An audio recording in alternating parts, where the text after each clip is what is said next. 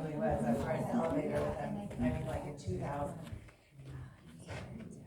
Hello everyone, welcome. Welcome to the session, Level Up Your Teaching with Video Game Music.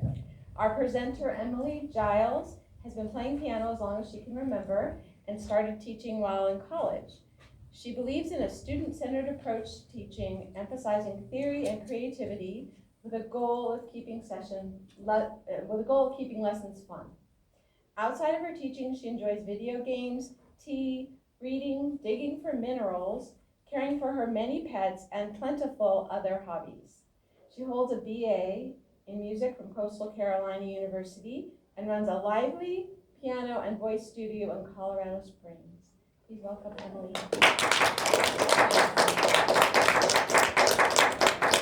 Thank you all for being here, and thanks for fixing the chairs. It didn't even occur to me that I don't know if you fixed them very well. as long as you guys can see, then they're in the right spot, so feel free to move them around if you need to.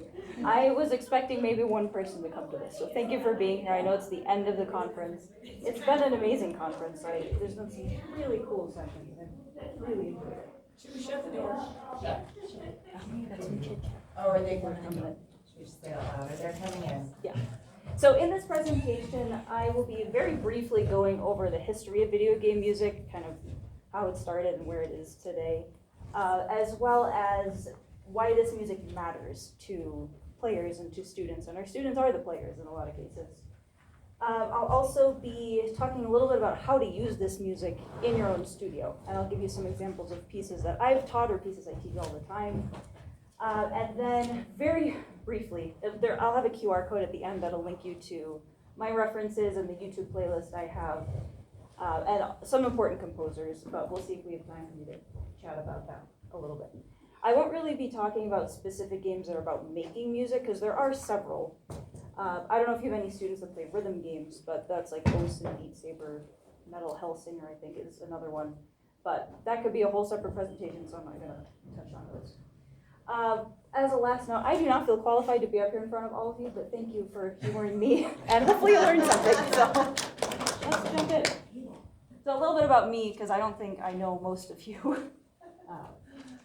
So this is me, and probably the most influential teacher I had growing up. This is Dr. Leonard Anderson. I worked with him throughout high school. I was homeschooled most of my years. I went to preschool and I went to a secondary school for my senior year, but I was homeschooled for the rest of them. So if I seem a little weird, that's probably why. We moved a lot when I was growing up, so I swapped teachers a lot. I ended up taking a few years off of lessons just because we were moving, and I'm not going to find a teacher to leave in 6 more months. So. But it was Dr. Anderson who kind of got me back into it, and he was the first teacher I had who made lessons collaborative. Like, he actually asked my opinion on things instead of just saying, you played that wrong, or get louder here. So that was kind of an eye-opening experience for me. Before I started with him, when we had kind of settled in a little bit, I started playing music again because I realized, wait a minute, I can play music that I want to play. Like, it could be literally anything. So my mom got me some books of like video game music and movie music and all that. And it was awesome. I started teaching when I was in college, mostly some family friends and some siblings. I'm one of 8 kids, so there's plenty of us to go around. I worked for a couple different music schools after college. I taught for Bach to Rock in Northern Virginia for several years, and that was a really fun experience. They're all about literally your students can play anything from Bach to rock, whatever in between. They encouraged kids to get into bands. It was really fun. I taught for a small school in the Springs, but then I hit a point where I was kind of tired of people telling me how to do my job. So I was like, I'm just going to do my own thing. So I started my own studio. I teach in Colorado Springs. We have a lot of fun. I mostly teach piano, but I also teach voice. I didn't join MTNA until 2021 when I moved to Colorado. And then I got active with Pikes Peak Music Teachers Association in the Springs, and I'm their treasurer right now, which is pretty fun. It was last year, the national conference. Tim Toppin was the keynote speaker, and I dove way down into the top music rabbit hole. I got certified through them this year, and they kind of exemplify a lot of things I believe in my teaching, which is student-centered, so the students kind of guide what we do. It's integrated, so like Dr. Capella was talking about, take a piece they're working on and pick it apart, have them improvise over the chord progression, or take a pattern they think is really cool, and it's like, okay, how could we expand on that? So integrate, you can teach anything about music with any music, I think. It's question-centric, so instead of telling students what to do, you ask them questions, so it gets them thinking. And then what was the fourth one? There's a fourth. Sure, what did I have? Oh, creative, that's a big one. Encouraging students to be creative, make their own music, make their own choices. I do have a billion non-musical hobbies, as Sherry mentioned. I like tea, I like animals, I like the weather, lots of different things to keep me busy, because you know, music isn't busy enough. So that's me, as I was wondering. So what is video game music, and why does it matter? So it kind of originated in the 70s with chiptune music. So chiptune music was made out of the actual programmable sound chips inside of arcade cabinets and like the original PCs. It wasn't very exciting, but it was, you know, that's where we started. I'm gonna play a couple things for you guys, hopefully it's loud enough. So Space Invaders, I'm sure a lot of you are familiar with Space Invaders. It was the first game to have a continuous background soundtrack. Not music necessarily, but a soundtrack. I'm gonna play a little bit of it, see if this is. Oh, first we get an ad. Sorry, I don't pay for YouTube Premium. Here we go. It's very exciting. It's 4 notes. It's the bass line in there if you can hear it. So what happens in Space Invaders is as you play through the game, the stages get harder and harder, and this speeds up. So it gets faster and faster, which makes you feel like, oh, I'm juggling a lot of things, this might get out of control. So it creates the sense of urgency. Very exciting. So that's Space Invaders. The first game that had actual continuous background music was Rally X, which is like a little, you're in a little car racing around a track. It's very fun. I'll play that for you too. Actually, I'm gonna play you two because I personally like the new Rally X better. It came out a year after Rally X. This is the original Rally X. And it just loops throughout the whole game. But it's like, okay, we're cruising along, you can see, you know, in your little car. So that's Rally X. And then the new Rally X, I think this one more catchy. So again, this plays in the background of the game. You're driving around, racing. This is very fun. And then it goes off into some little B section. So it's cute. So those were the first few games that had actual background music. It had a tune. It wasn't just, you know, 4 little notes in Space Invaders. So moving into the early 80s, technology continued to improve. So we got, you know, 2nd generation arcade cabinets. The first home consoles started coming out, like the Famicom or the NES. I think it was only called the NES in the States. More advanced technology meant that you could create and store more complex music. So composers and programmers started, you know, really experimenting with that. And a lot of times in this stage of the game, it was a lot of the actual game programmers that made the music. So they were programmers first and musicians second. That kind of shifted as we move forward, and you'll see that. So a couple examples of things getting a little more fun and a little more complex. We've got Frogger. It's an 8-second loop. A little frog hopping around. And that's it, that's Frogger. And then Dig Dug. You play as that little red guy, and you're digging through the dirt. You have to dodge like fire-breathing dragons and stuff. But what's fun about Dig Dug is the music stops when you stop. So if you're digging, the music's going, and if you stop, the music stops. It's really goofy and really fun. I remember getting a kick out of that when I first played Dig Dug. I'm like, wait a minute, the music stops when I do, that's so cool. I was, you know, like 8, but it was not at the time. In the mid-80s, again, technology was still advancing, and this brought out some of the heavy hitters of music composers. Koji Kondo's a big one. He's kind of like the John Williams of video game music. And Nobuo Uematsu. There's a lot of Japanese composers that we'll be talking about today. But, you know, the Super Mario theme, I'm willing to bet all of you have heard that before. You know, you've probably had little ones come in and be like, I want to play Mario. And, you know, you can thank Koji Kondo for that one. The Legend of Zelda, I'll put this on while again, 1986. This is still a popular series. This tune has been incorporated in all the entries in the series over time. I'll skip that a little bit. This is kind of the main theme. Those little triplets. So in the play as Link, you're going to rescue the princess. It gives that kind of sense of adventure, like we're gonna go do something cool. Final Fantasy as well, it's another series that's been around forever, but it's still popular. The series, I think there's 16 of them now. When I was a kid, I thought it was funny, because why is it the Final Fantasy if there's, 20 of them? But, yeah, there's still, it's gotten a lot more orchestral over time, but that main theme, a lot of people hear that and they're brought right back to their childhood, which is pretty cool. All right, developing a little bit further into the late 80s, early 90s, game music finally started getting recognition as its own genre. So in 1986 in Japan, they had cassettes of video game music started being sold and distributed. The first award category for game music was in 1986. That was the Golden Joystick Awards. Those awards are still held today. It was the game's Sanction, I believe, that won that first year. It's like a side-scrolling shooter kind of game. You're in a spaceship shooting stuff. It plays a version of, I think, the Dance of the Knights, Prokofiev's Dance of the Knights, as the title theme for that game, which is pretty cool. I couldn't find an example of that, but it also has some original music. It wasn't until 2023 that the Grammys finally caught up. So they finally have a category for video game music now. So they got there eventually. Again, into the early 90s, physical storage was still very expensive, but eventually we developed MIDI and optical storage with, CDs and stuff.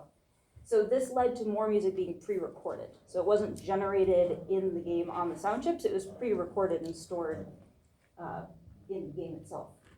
A great example of that, I think, is Castlevania Symphony of the Night. And the cool thing about any game at this stage is they were on discs. So you could put the disc into your computer and it would play the soundtrack. It's pretty cool. So this one, it's way older than I thought it was. Michiru Yamane was a classically trained composer, and they hired her to do the music for this whole series. And there's many games in this series. But this is the one that was all pre-recorded. And she loved Baroque music, and she took inspiration from that time period for this game. It's set in, I think, the 1750s, and you're playing in like this dark abandoned castle, and there's like vampires and stuff. I'm gonna play just a little bit of a couple of the tracks from that. This is called The Dance of Petals. Very spooky.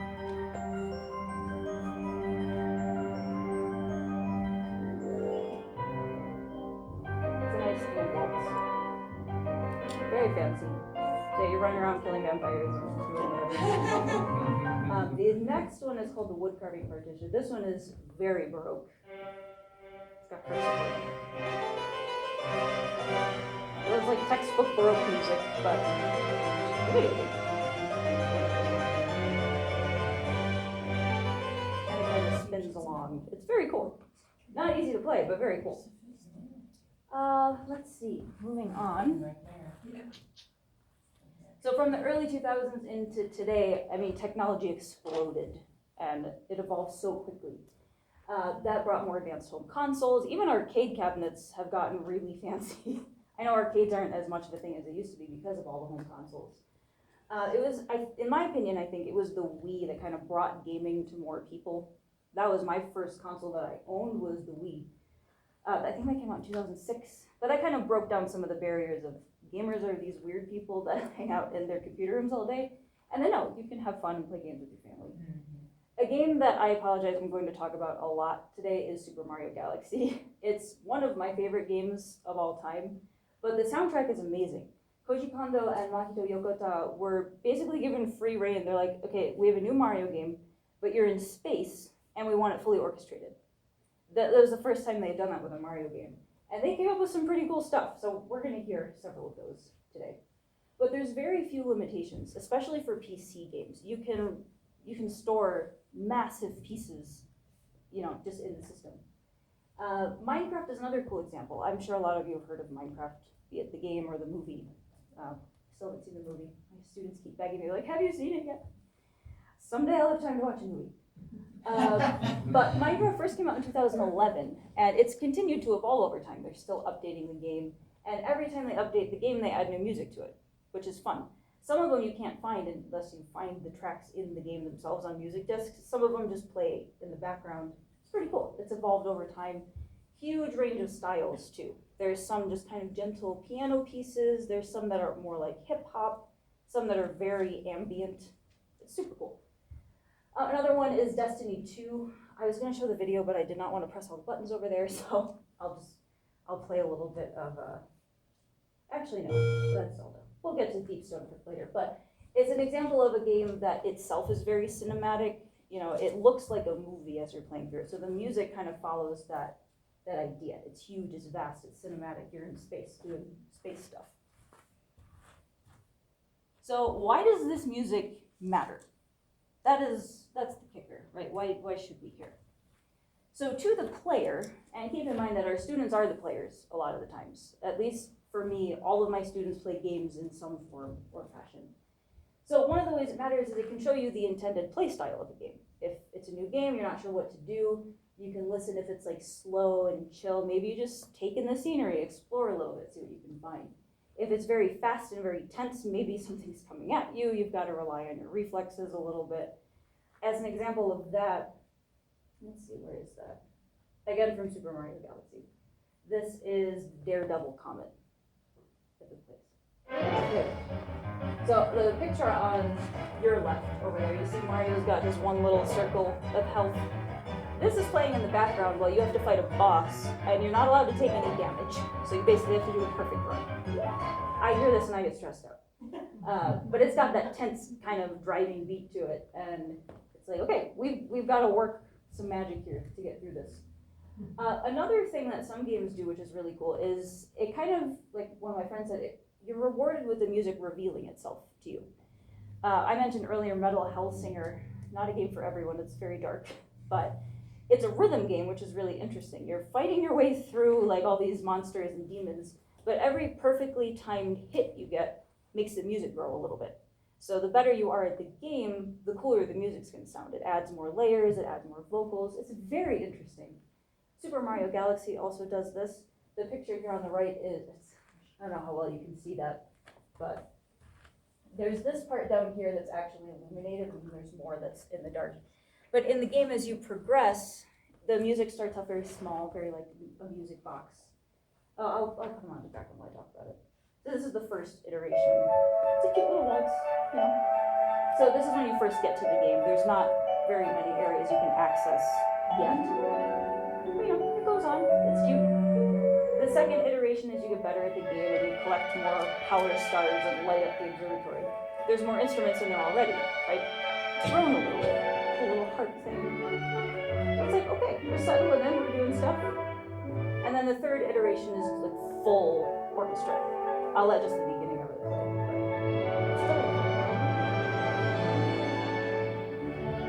So there's more octave doubling in there, there's a lot more going on. So you're rewarded with bigger music as you get better at the game. Other ways that it matters to the player is the immersion. And this is what really clicks with students, is if there's a game that they got really immersed in, that's gonna stick with them. Again, there's a video I was gonna play, but it's like an hour long, so obviously we're not doing that. But Rain World is a cool game. You play as that little white guy. I forget his name. But the music and the sound effects are directly impacted by what you do in the game. So some areas, certain things won't play until you get to a spot on the screen. It's a really cool atmospheric game. The middle one, again, I'm not gonna play that one because otherwise this presentation would be like 3 hours long. The one on the right, these are examples some of my friends gave me of connecting a specific feeling to something you heard in the game. So when you hear that music again, you're brought right back there. So it could be feeling like I'm on top of the world, I just beat this big scary boss. Or in the case of actually both of these on the right, feeling just despair from what the story throws at you. Nier Automata, that's what that says. It's hard to actually read that. But that's a series that apparently is akin to, you know, psychological warfare when you play through it. But there's examples of people hearing tunes in that game that they heard in the first game and just like shutting down. They're like, you can't do this to me again. But it's again, those connections with the music that made you feel that way. And if those feelings can, you know, you can pull those out in the music if you start playing with stuff. Again, emotional connection. So it can also set the mood for the game. You know, if you want to play a game that's very relaxing, we love that, that's nice. Journey is a cool game. I'm gonna put on a piece, just a bit of it. It's a beautiful cello piece. So in Journey, you play as the little speck at the bottom, that's you. It's a little red guy. You're going through a desert. this empty desert, trying to get to the big mountain. And occasionally you'll connect with another player. You can't talk to them or anything, but you'll connect with them and you can work together. You can't see their name till the end of the game. But it gives a good feeling of just kind of open, empty, vast desert. You know, there's not much going on. That's at the end a little bit. It's a beautiful piece. And yeah, and I think it does help set the mood for this game. It's this desert, you're going on an adventure and you have to survive. That's up to you. Or on the flip side of that, it doesn't have to be a big sweeping orchestral piece. Those are lovely, and you know, we love them. But sometimes it's the little things that will etch themselves into your memory, and I think my friend Jake there put it pretty well. It could be the Mario theme, just the little, you know, thing at the beginning there. Or for a lot of students, myself included, the Minecraft theme. It's all on the black keys. But they hear that and they're like, oh, that's Minecraft. I know Minecraft.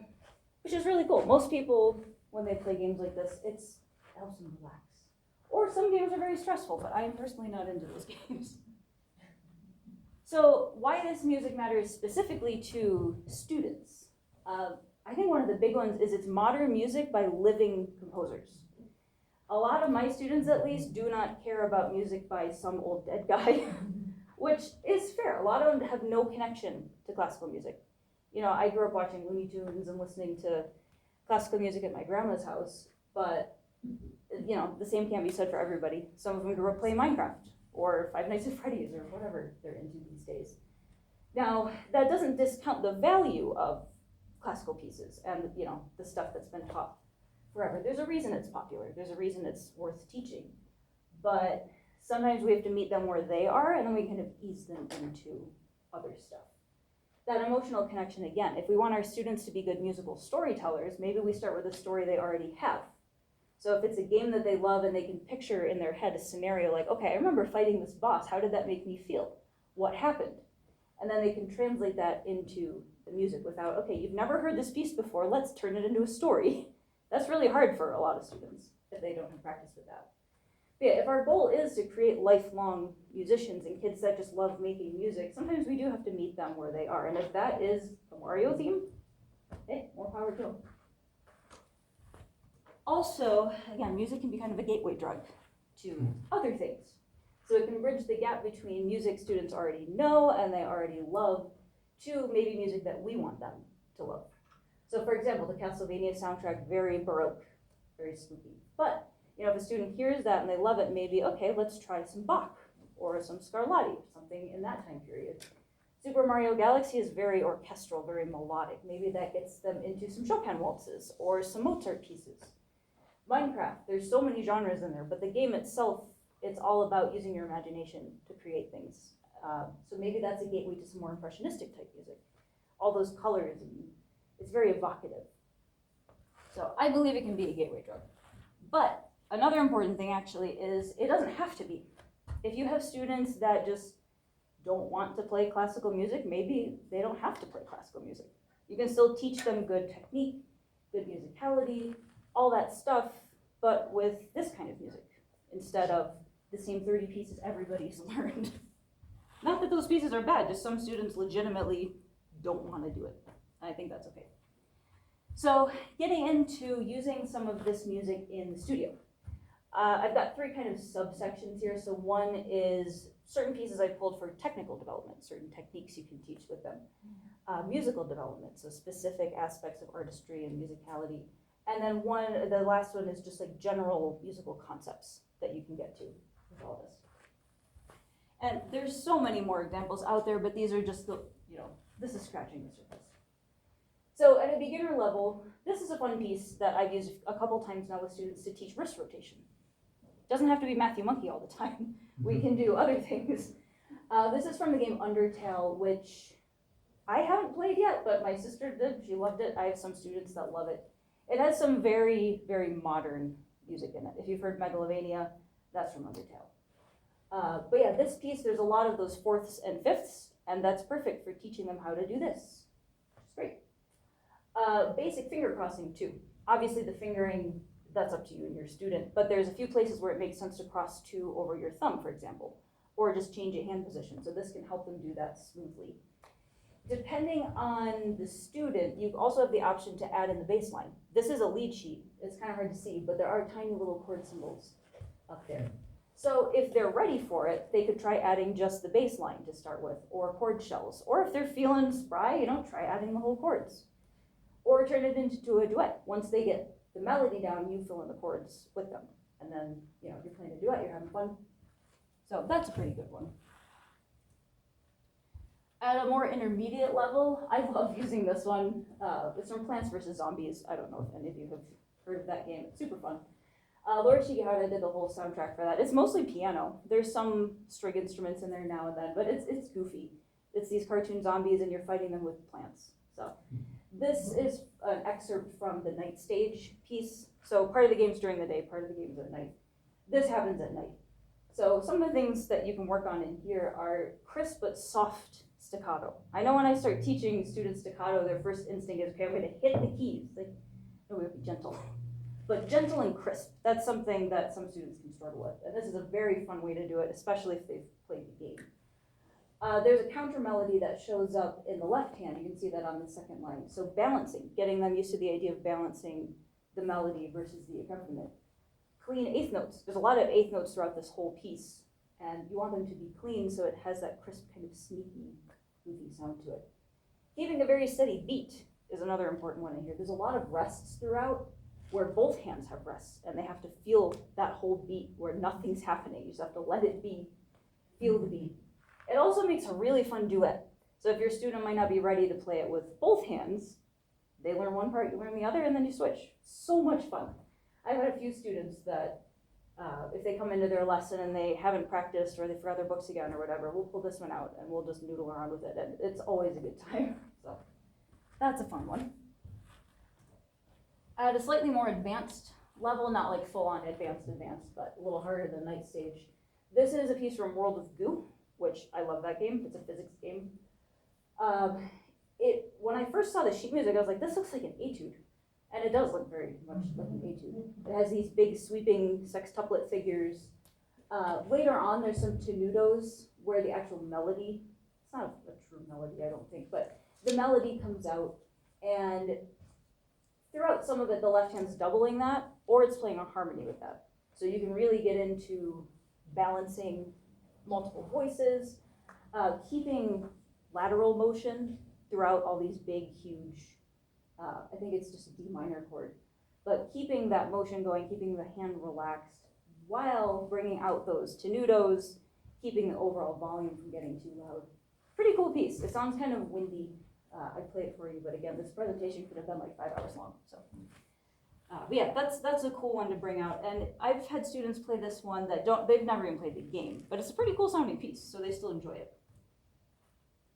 Getting into musical development a little bit, I absolutely love teaching the Minecraft theme. You can teach it to anybody. They don't need to know how to read music to learn it.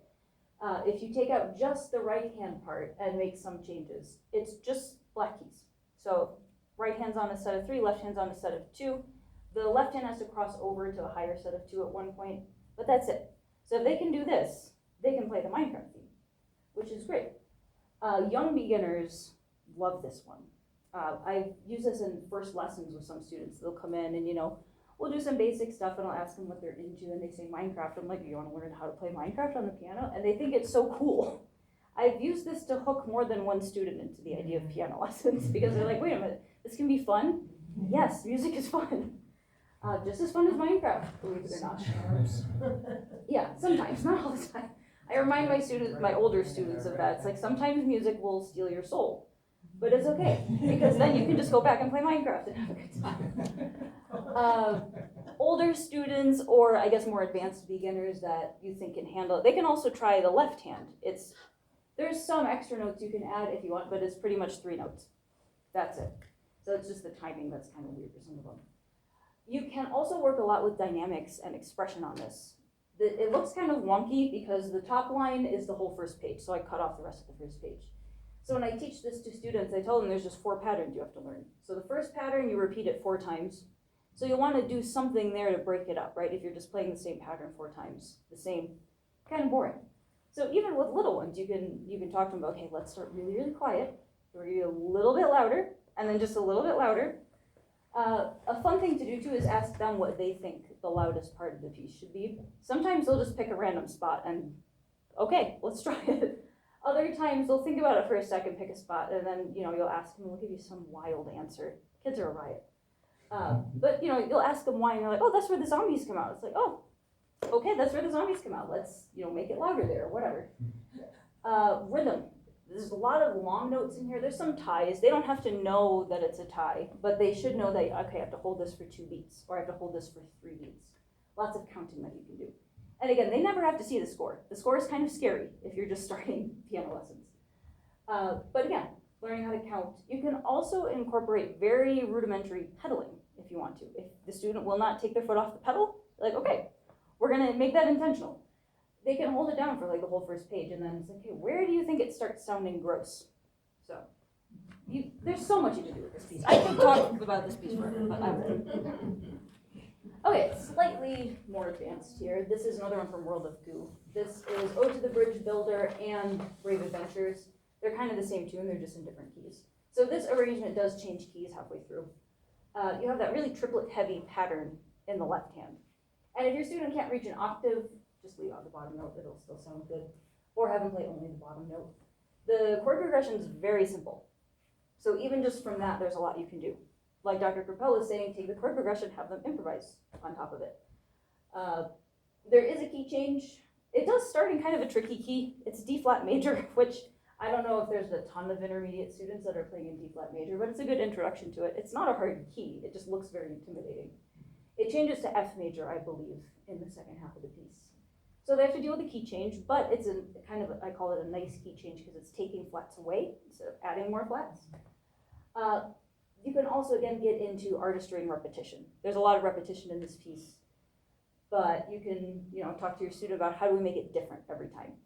And then making the melody sing. If they haven't had a lot of experience doing that yet, this is a really fun one to work with. In the game, I believe the melody is played by, I think it's a French horn, so it's kind of soaring above all the accompaniment. And if you play the original piece for them, you can kind of talk about that. Okay, how do we make the piano here sound like a horn without being louder than the left hand, or while being louder than the left hand? You don't want that left hand to become overpowering because it can. There's some pedaling you can use in here, but you don't have to. Just depends on your student. Super fun one though. And then at a more advanced level, this is Space Jump Galaxy from Super Mario Galaxy. So in that game, you fly to these different planets or galaxies, and they all have their own theme. So space junk is space junk. You're out in like the void of space, hopping around on these floating platforms. This one's pretty cool. It has kind of an unusual tonality to it. These big sweeping left-hand chords go throughout the whole A section. And you can work on balancing the melody there, again, making it sing, make it really come out. I'm gonna flip to the B section. It's kind of smaller and weirder, but it's awesome. So key change here, way more staccatos. So it's kind of bouncy, it's a little bit goofy. And you can talk about that contrast. How do we make that kind of come out? Like I already mentioned, voicing and balance are a big one in here. Tons of room for expression and interpretation in this piece. The arrangement I have, there's some markings, but not a ton. So again, anywhere it repeats, how do we make it different? Or where should we add a cool crescendo? The B section, do you think it should be piano or should it be louder? There's a lot of good conversations you can have in a piece like this. Also ledger line notes. As you can see, there's a ton of ledger line notes. So your student would get some pretty good practice reading ledger line notes. And then after this, it does go back to the A section a little bit, but we shall move on. So some just kind of key musical concepts that certain pieces can use. The Mario theme. Again, a lot of students love this one. My young beginners, they'll come in and they'll ask, like, I want to play Mario, and I'll be like, okay, it's a little tricky in the middle. And sometimes I'll show them the score. I'll be like, you know how this sounds, though? So if you know how it sounds, let's figure it out. So it's a great introduction to accidentals. What's a sharp? What's a flat? What's that weird natural sign? What does that mean? There's some very complex rhythms in this tune, but if they already know how it sounds, then you just teach it by rote. It's a non-issue. I had a student a couple years ago play this for his very first recital, and he was so excited about it. He knocked it out of the park. He probably could not have read any of this, but he learned it by ear, and he had fun doing it. Also, as they're learning the keyboard layout, they've got to be solid on the keyboard layout to play this one because there's a little bit of jumping around that they have to do. And basic articulation. There's, again, it was originally chiptune, so it kind of sounds like harpsichord in the original one. But you can ask the student, like, okay, remember how this sounds? To you, did it sound really bouncy and kind of quick? Or did it sound a little slower and, maybe smoother? And you can talk about what they think it should sound like. Try it a few ways. But most students tend to play it pretty staccato, because it does have that bouncy kind of fun feel.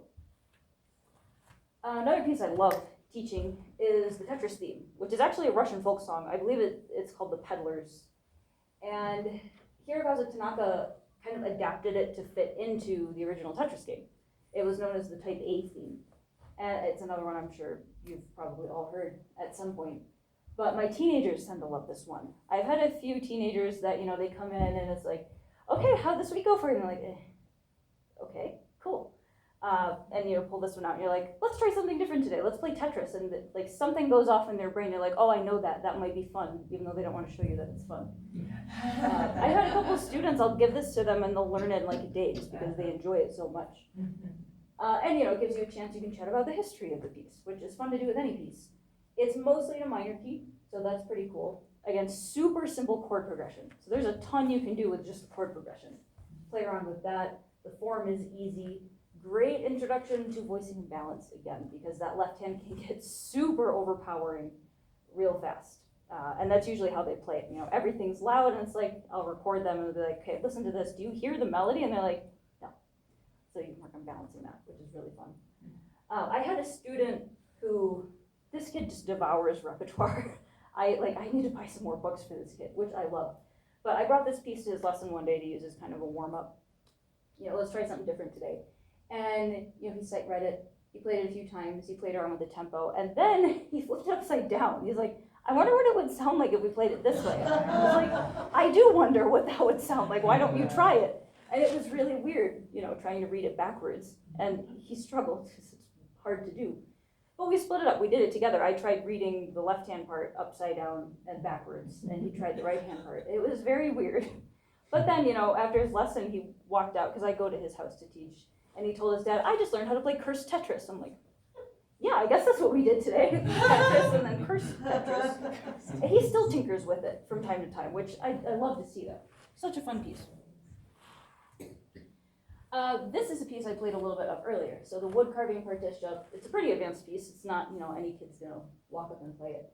There's a few arrangements out there. This is just the one that I've used a couple of times. It's not great, but it's better than nothing. It's more of an orchestral reduction. It's not very pianistic in a lot of places, but you can still use it as a jumping off point. So super Baroque.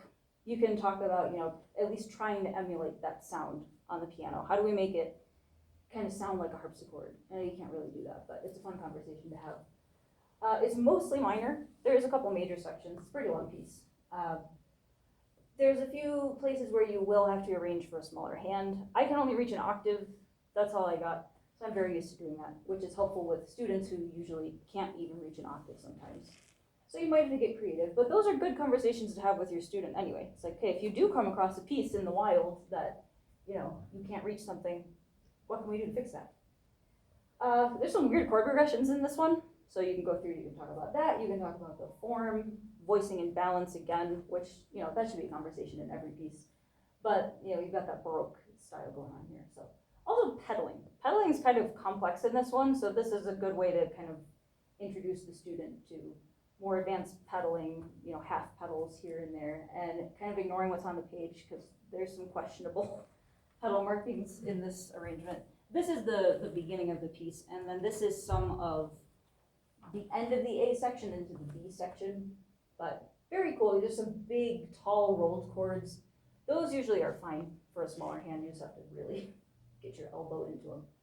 But yeah, it's a really cool piece, and again, it can be a gateway drug into Bach.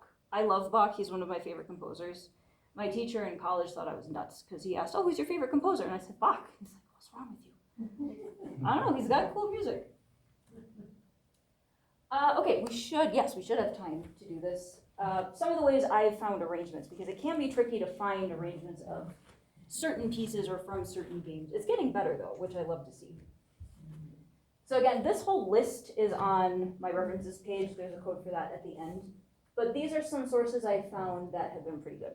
So music notes, everyone knows music notes.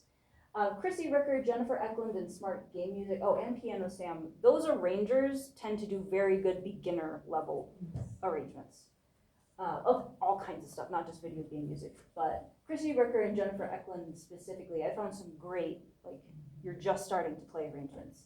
And then Piano Sam tends to have a lot where it has the note names in the note head. So if you have, a student you've seen twice and they want to play a specific piece, sometimes that's an option. MuseScore has been a good one. I believe their parent company now owns Hal Leonard. It's the Muse Group. So you can find a lot of Hal Leonard arrangements on there. So if you don't want to buy one of their entire books, you can find just specific arrangements of things. So those are the official arrangements. And then there's a lot of community arrangements where just individuals will arrange a piece or transcribe a piece. They're kind of hit or miss, but I found some gems on there. Hal Leonard also has the instrumental play-along series. They have one for video games. It's all beginner level stuff. But I saw one for cello. I saw one for alto sax. They have them for so many different instruments, all of video game music, which is cool. Nin sheet music and Ichigo sheet music, those are all by independent arrangers. Use your best judgment when it comes to copyright with those because it's usually, you don't pay for it and the arrangers don't make anything, but copyright's a complicated beast. Nin sheet music mostly has game music. They have an insanely large library of stuff. Ichigo's is mostly anime stuff, but they do have some game pieces as well. But there's a lot of overlap between gamers and people who like anime. So if you have students that are into both, that's a great resource. Hong Kong Pop Piano Academy is one I just found earlier this year. It's mostly pop music, but from all over the world, which is cool. And they've had some really niche game arrangements. So I found some really specific stuff on there.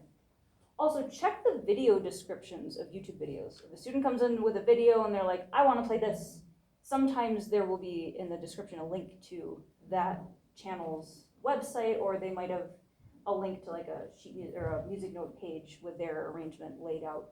Doesn't happen all the time, but sometimes you can get lucky. It's like, okay, we can learn this.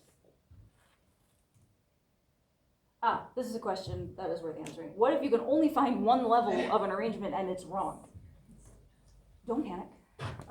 If it's too hard, which is usually the case, there's a lot of crazy advanced arrangements out there. So if it's too hard, just isolate the main melody.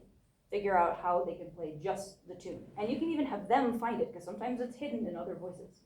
Turn it into a duet. Have them pick which hand they want to learn, and you or another student learn the other part. Simplify the accompaniment. If it's these huge arpeggios, have them just play block chords or chord shells or whatever they're equipped to handle. You can also try changing the key if that's not too much of a hassle. I know sometimes music notes in particular, you can buy it in a bunch of different keys. So you can try that. If they're not ready to play with 5 sharps, maybe they can play with 1 or 2. So that's an option. If it's too easy, which almost never happens, I've never seen it, but if you find one that's too easy, try embellishing the melody. You can talk to your student about, okay, how can we fill something in here? Play with the rhythm, play with specific period embellishments if you want. There's a lot of ways you can do it. Change the rhythm. Alternative accompaniment patterns. So if it's just block chords, break that apart and go to the big arpeggios. Or change the key, make it a harder key. I've done that to students before. If they have a piece that they sight read a little too easily, it's like, you wanted to work on this, so we're gonna work on this, and I'll put it in a key they hate.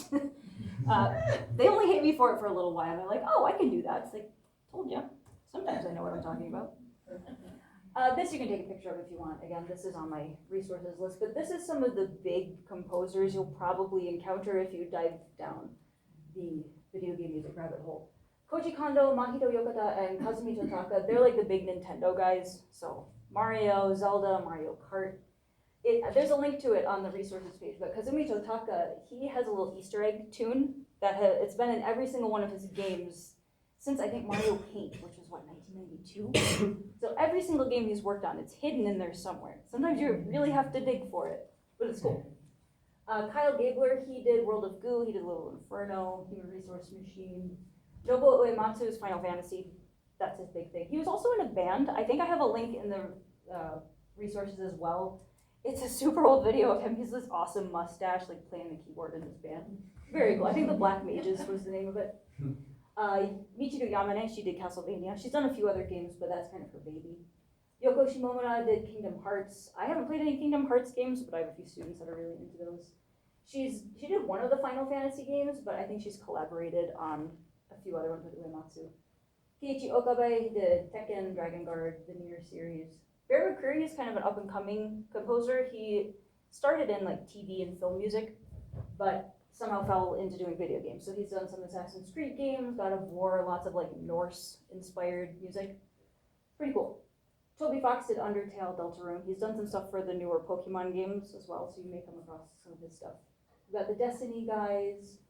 Zune, if you have kids that are really into anime, they may know the Toho Project. It's a whole series of games that are like shooting games, but it's all based to music. That's a whole other rabbit hole. Lena Rain, she did Celeste, which is a very popular game with some of my students right now. She's done a lot of the newer Minecraft tracks, which are very cool. She did some sound engineering for Guild Wars. And then Daniel Rosenfeld did the original Minecraft soundtrack. So he's responsible for a lot of the kind of piano pieces that are in there. And that's just about it. So some final thoughts, obviously video game music has come a very long way since chiptune. It's now, fully orchestrated masterpieces. It's right on par with film music and television music. And I think there's something of value in any music. So if your students are, if they have a thing, it's their thing, maybe there's music from that thing that you can explore with them. And if you do want to try any of this stuff, it doesn't have to be go out and learn and go play like 10,000 video games. Just try one thing. It could be as simple as actually working on the main Mario theme with a young student, or getting the book of Minecraft music, which there's a ton of good pieces in there. But yeah, just try something. It doesn't have to be something big, just try something. Even if it's as simple as asking your student, what games are you into these days? So here is the QR code that will bring you to a page on my website. There's 3 separate links. So one of them goes to my references and some resources. I also did some personal interviews with some friends and family and other people I know that do music and games, so those interviews are on there.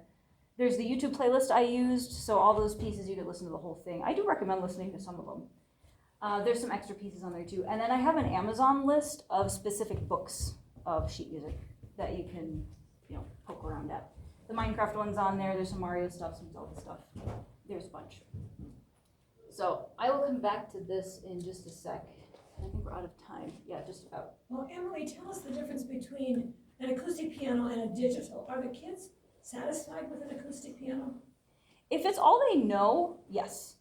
It also depends on the piece. The Minecraft theme sounds better on an acoustic piano, which is great. But if they're learning like the Mario theme, you could, experiment with the different sound effects and stuff. Some pieces that, they might sound cooler on an organ sound effect or whatever. So it kind of depends on the student. And the piece itself, but at least in my experience, they're happy to play whatever they've got going on my acoustic piano. And they might tell me, oh, I tried this on the vibraphone setting at home. It's like, that was probably cool. I don't know, a little weird, but yeah. Are there any other questions I can answer?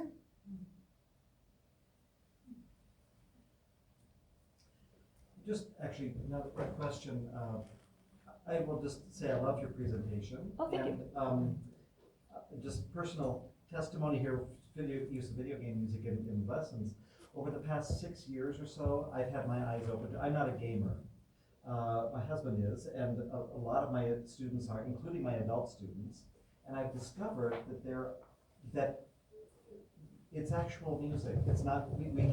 We classical people have a certain mindset around it. Mm-hmm. Guilty as charged. Absolutely. I love my classical music. It's my home.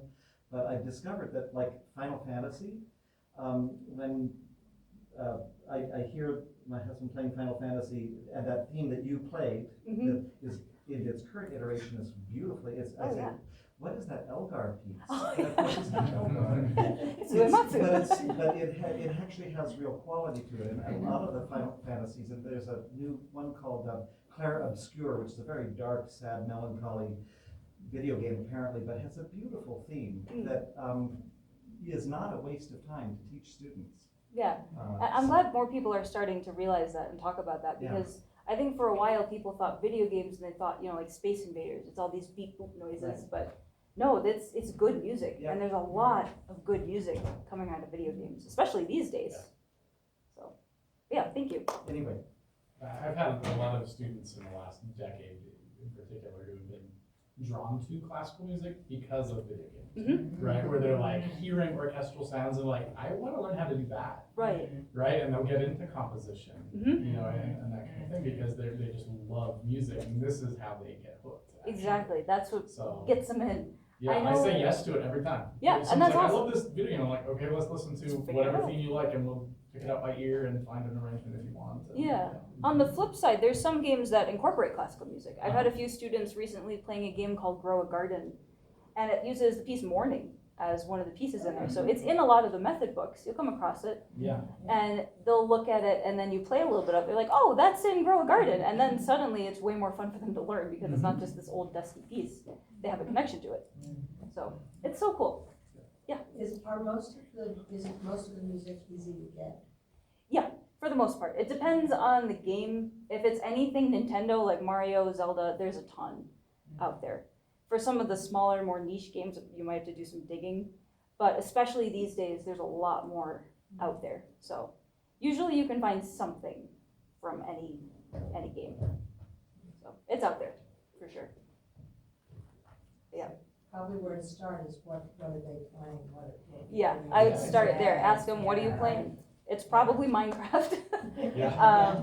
Or Roblox, but I don't think Roblox has any actual music in it. That game is horrifying for so many reasons, but they're probably playing Minecraft, they've probably played Mario Kart, so. And if we can't find it, they can. Right, if you can't find it, put them on a search, they'll find it, they'll find something, even if it's just a video, with like the synesthesia thing, so, Yeah, yeah. if you just type it into YouTube, at the very least you can hear it. Yeah. Exactly. A lot of times you can pick out the melody with them. Oh. For them. Yeah, and that's fun to do too. I had a student a few years back who wanted to learn something from Ratchet and Clank, and like, I can't find an arrangement, so let's make one. And that was so fun. We spent a few weeks doing that, and it was great. Yeah. And yeah, that gets them involved in music making. So I think that's it. We're out of time. I know it's the end. Thank you guys so much. If you need to contact me for some reason, like if you want the slide deck, I don't think I put a link to the slide deck on my resources, but there's my email address, there's my website, you can contact me through there too, but it just goes to my email, so at that point, just send me an email. But yeah, that's it. Thank you all for coming, safe travels going home. That's a lot of work, thank you. Yeah, thank you. Thank you, Emily. Yeah. So I have a